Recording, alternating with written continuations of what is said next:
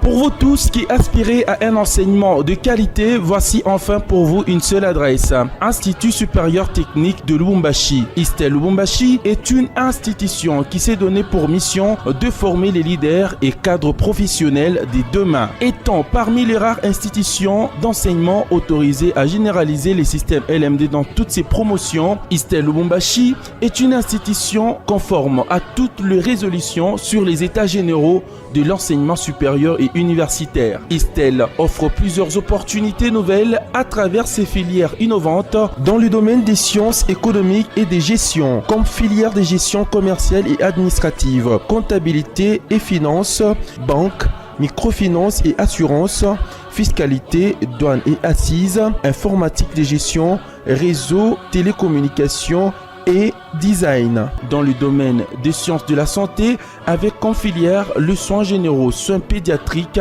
anesthésie et réanimation. Dans le domaine des sciences technologiques, avec l'électromécanique, l'électricité industrielle, l'électronique, la géomine et la construction industrielle. Dans le domaine de lettres, langues et arts, avec comme filière des arts et métiers, modélisme, technique, d'esthétique. Notre adresse à Lubumbashi, nous sommes au numéro 2325 A avenue Kassai, entre Kimbangu et Sondoa. À Likasi, nous sommes au numéro 33 sur l'avenue du Commerce, commune de Likasi. À Kolwezi, retrouvez-nous au rond-point Malou, Église Carmel, numéro 18, avenue Salongo, au bâtiment Le Rocher des Âges. Pour tout contact, appelez-nous au plus 243 99 52 95 772. ISTEL Lubumbashi regorge en son sein un professionnel scientifique qualifié. Choisir ISTEL, c'est garantir son avenir.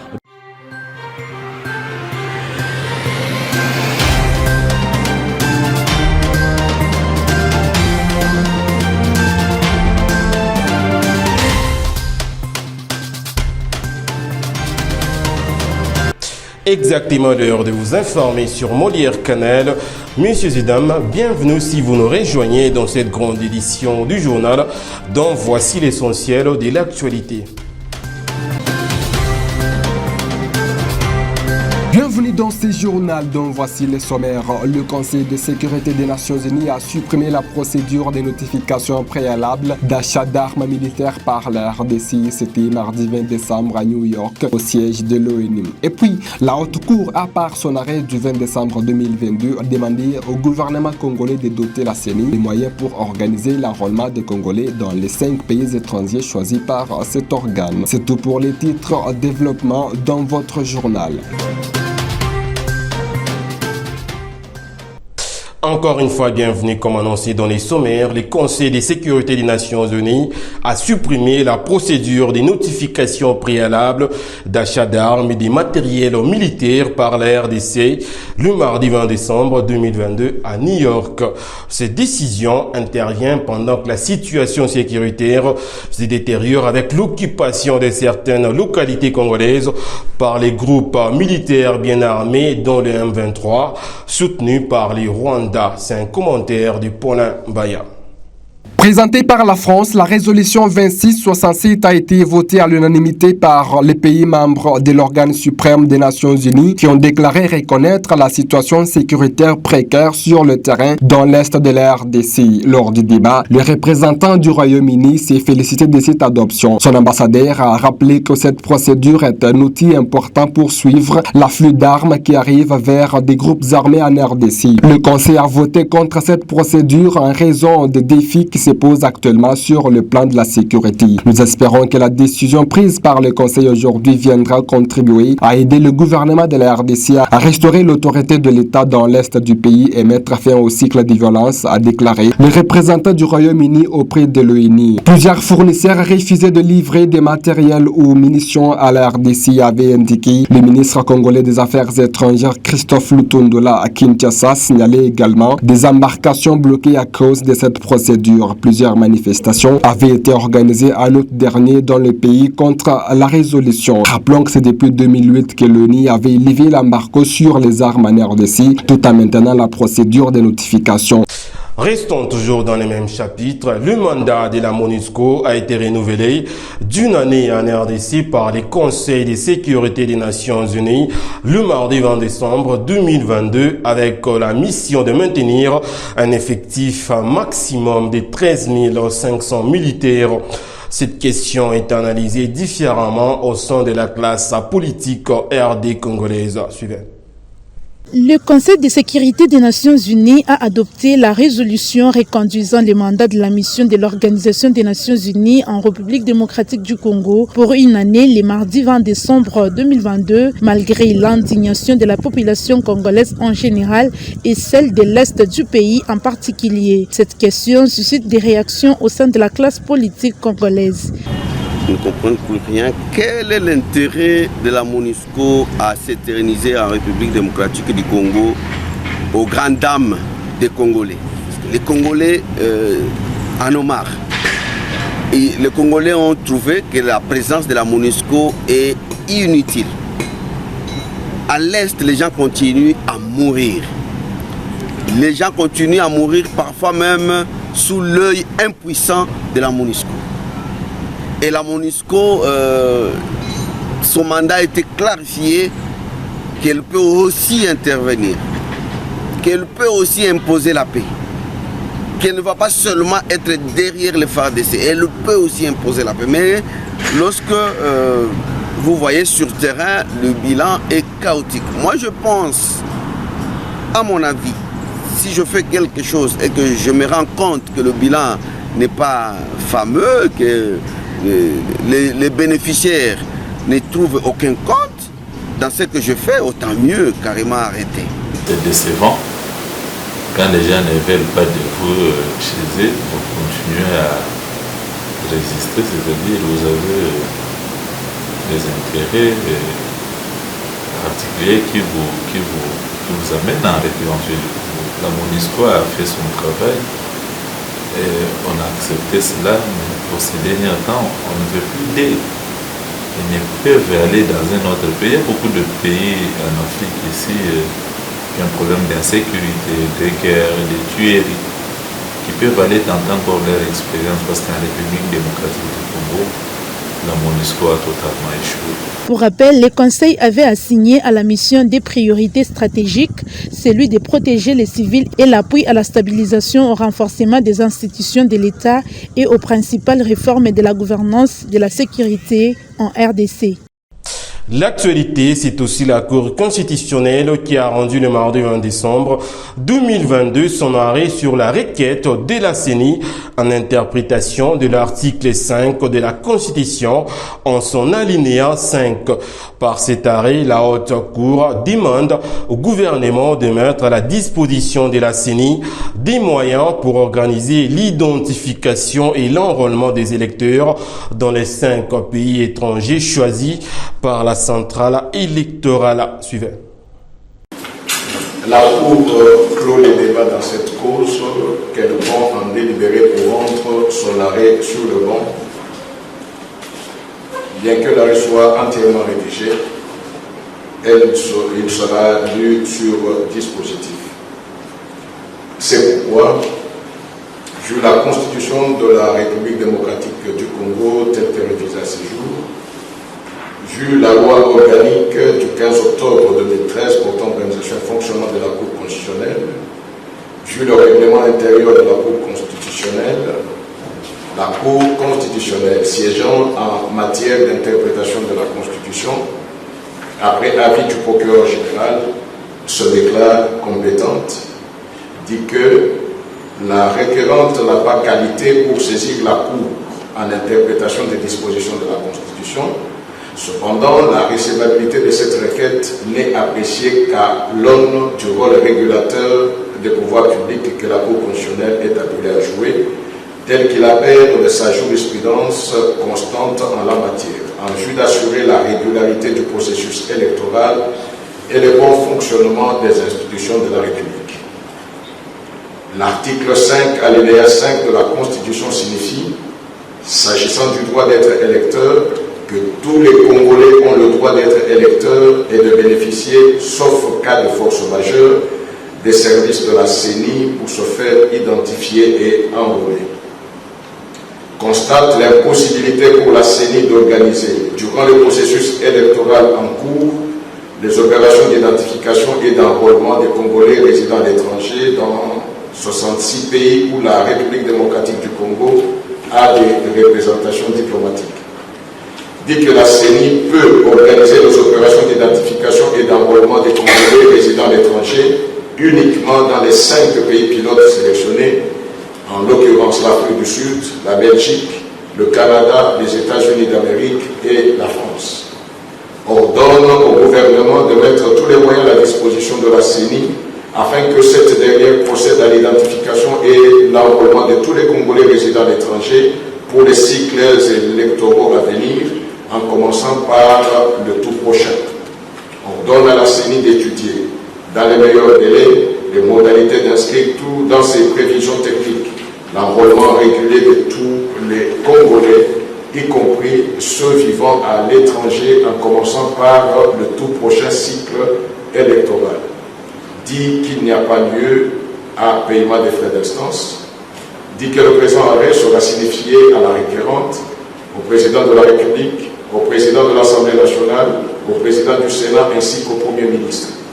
Dit qu'il sera publié au journal officiel de la République démocratique du Congo et au bulletin des arrêts de la Cour constitutionnelle. Votre journal se poursuit. La gouverneure de la province du Lualaba, Fifi Masuka Saini, a lancé ce mercredi 21 décembre 2022 à Kolwezi un message de paix, d'unité et de cohésion à sa population derrière le chef de l'État, Félix-Antoine Tshisekedi Tshilombo, en cette période de fin d'année et de guerre d'agression au Nord Kivu, accompagné de son homologue de la province du Haut-Lomami. Fifi Masuka Saini s'est exprimé quelques heures avant de s'envoler vers la province de l'Équateur pour participer à la 9e conférence des gouverneurs de l'RDC. Reportage. Aux côtés de son homologue de la province du Haut-Lomami, Isabelle Yumba Kalenga, la gouverneure du Lualaba, s'est envolée ce mardi 20 décembre vers Mbandaka, dans la province de l'Équateur, afin de prendre part à la 9e conférence des gouverneurs de la République démocratique du Congo sous les auspices du président de la République, Félix-Antoine Tshisekedi Tshilombo. Quelques membres de son gouvernement, ceux du Conseil provincial de sécurité et de son cabinet, ont fait le déplacement de l'aéroport pour les accompagner. Marie-Thérèse Masuka dit laisser la province entre les bonnes mains des membres de son équipe gouvernementale pour continuer le travail déjà entamé suivant la ligne tracée par le chef de l'État, celle de changer l'image du Lualaba.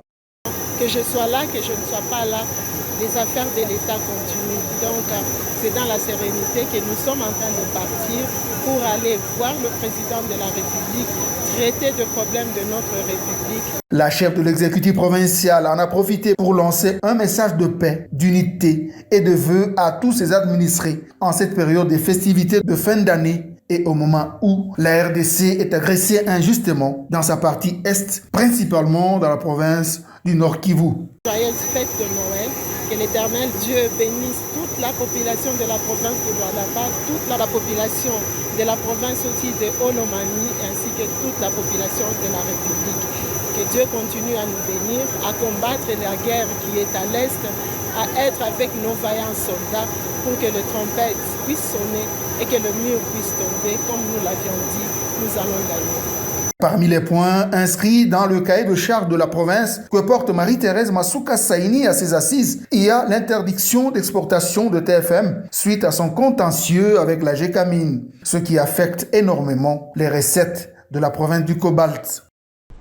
Protester contre le manque et coupure intempestive du courant électrique dans la ville de Lubumbashi. Voilà les motifs d'un sit-in des mouvements citoyens devant les bâtiments du 30 juin, siège de l'Assemblée provinciale du Haut-Katanga ce mercredi 21 décembre 2022. Le rapporteur de cet organe délibérant a réceptionné leur mémo. Gérard Isaac Songwa et Gisèle Kabongo nous en disent plus. Les mouvements citoyens de la ville de Lubumbashi dans la province du Haut-Katanga étaient devant le bâtiment du 30 juin, siège de l'Assemblée provinciale du Haut-Katanga, ce mercredi 21 décembre 2022. Ces derniers protestent contre le manque du courant électrique et les coupures intempestives du courant électrique dans certains quartiers de la ville de Lubumbashi. Honorable Président, nous, collectif des mouvements citoyens de la province du Haut-Katanga, sommes en séjour au devant et par devant vous, en tant que notre représentant, dénoncer tout haut les manques criants du courant électrique dans notre province. Pendant plusieurs jours et années, pour certains, pourtant l'accès à l'électricité est un droit garanti par la Constitution de notre pays. Nous exigeons à ce que le président de l'Assemblée provinciale puisse s'impliquer et demander à la SNEL de régler la situation. Ces mouvements citoyens ont, après avoir fait la lecture du mémo, déposé auprès du rapporteur de cet organe délibérant, Lupatamundi Mitoma, qui s'est exprimé en ce sens.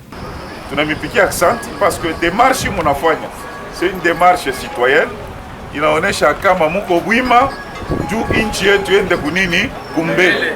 Effectivement banasema kangiza ni ami ya criminel à moins que shie tupende mukini yetu kuye na criminalité jo tutechika ngiza idumu, mais shie nous ne sommes pas pour que ngiza idumu ndani ya nchi yetu. Jo kile tunaweza kumielezea. Et pour le reste, je vous promets que le mémo doit arriver à qui de droit. Nikwanani, président de l'Assemblée provinciale, mwenyewe alitutuma tumisikilize, tuchukue ile nani kartasi. Il faut noter qu'il se constate depuis un temps à Lubumbashi, dans la province du Haut-Katanga, les coupures intempestives du courant électrique sur toute l'étendue de la ville, favorisant ainsi l'insécurité et plusieurs autres préjudices. Terminons cette grande édition du journal par cette information, messieurs et dames. Le chef du secteur de Bahema Sud, André Takoumana, confirme ce mercredi 21 décembre 2022 que les jeunes de son entité n'ont pas intégré les groupes armés. Par ailleurs, on constate une diminution du taux de chômage au cours de cette année. C'est un reportage de Thierry Bahati Rafiki. Au cours d'un meeting populaire organisé à Kasenyi, dans le secteur de Bahema Sud, plus ou moins 55 km de la ville de Bunia, le chef Takumarak Atalo André appelle sa population de vivre dans l'amour, le pardon, non à la tribalisme. L'honorable dignitaire a appelé ses administrés pour l'enrôlement qui se pointe à l'horizon et il a félicité les animateurs de l'état de siège pour les métiers de la paix dans son entité et le chef de l'État pour la réalisation des projets de Sakara 5 territoires dans le secteur de Bahema Sud. Ya kwetu kupitia materitoire mbalimbali kunakuwa mambo ya ukosefu wa usalama, lakini kwa mitaa ya kwetu kwa sekteur ya Bahema Sud tulienda kuangalia mkono wa Mungu, na hakuna siku ambako tulifunga viragwe ama kukimbia ama kuenda wapi. Mungu aliweza kutufanyia neema, na kwa hivi tunaweza kuwa reconnaissant kwa effort ambaye Mwenyezi Mungu anaenda kututendea. Et cela c'est grâce à vous, notre population, wamama, vijana, maassociation zote, kushe zote ya population ya secteur de Bahema Sud na watumishi kwa maombi ambaye mnaenda kuombea nchi, mnaombea wafanyakazi wote wa serikali, mnaombea pia wa chef de service mbalimbali kusudi kazi iweze kuendelea gisi inawezekana. Malgré ma poche de résistance kidogo ambaye tulienregistré au cours de l'année, ma dérapage ya ma groupes armés par-ci et par-là, et ina entouré secteur de Bahema Sud, lakini mkono wa Bwana iko pamoja na sisi. Ni jambo la kushukuru Mungu. De sa part, la société civile de Bahema Sud, Bienvenue Kaïdjan, adresse quelques recommandations. Alors, je levais le plaidoyer aux autorités provinciales et nationales pour la praticabilité du programme PDDRCS pouvant mettre fin au phénomène de groupes armés.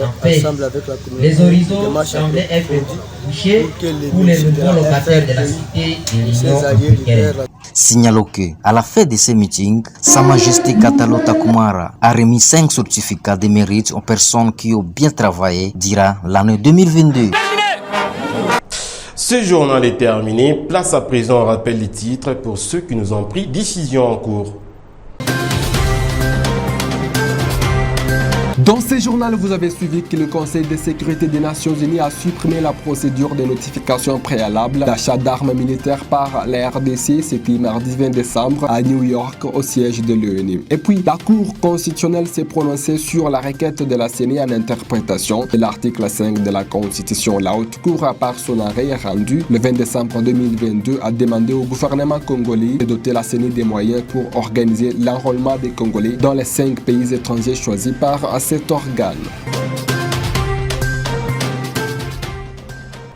Ainsi s'achève cette grande édition du journal sur Molière Canal.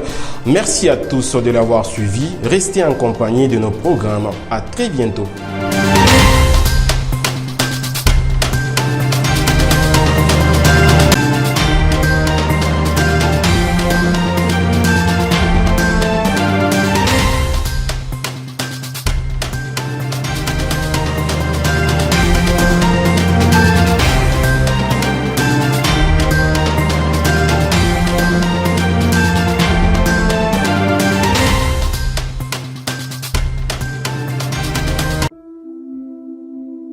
De la RDC vers le monde et du monde vers la RDC.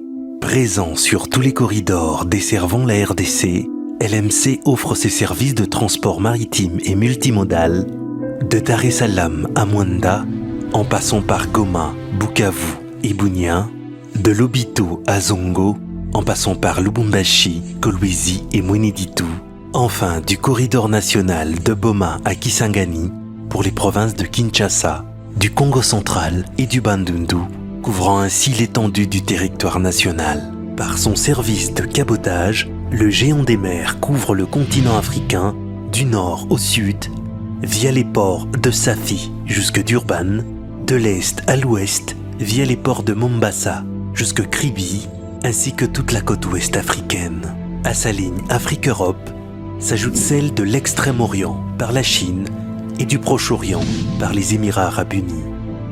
Au service de la nation congolaise depuis 1974, les lignes maritimes congolaises garantissent un transit time concurrentiel et un service de porte-à-porte sécurisé. Retrouvez-nous au numéro 13 de l'avenue des Aviateurs, immeuble LMC Ami-Congo, Kinshasa-Gombe. Ligne maritime congolaise, votre transporteur à la dimension des ambitions de la République démocratique du Congo.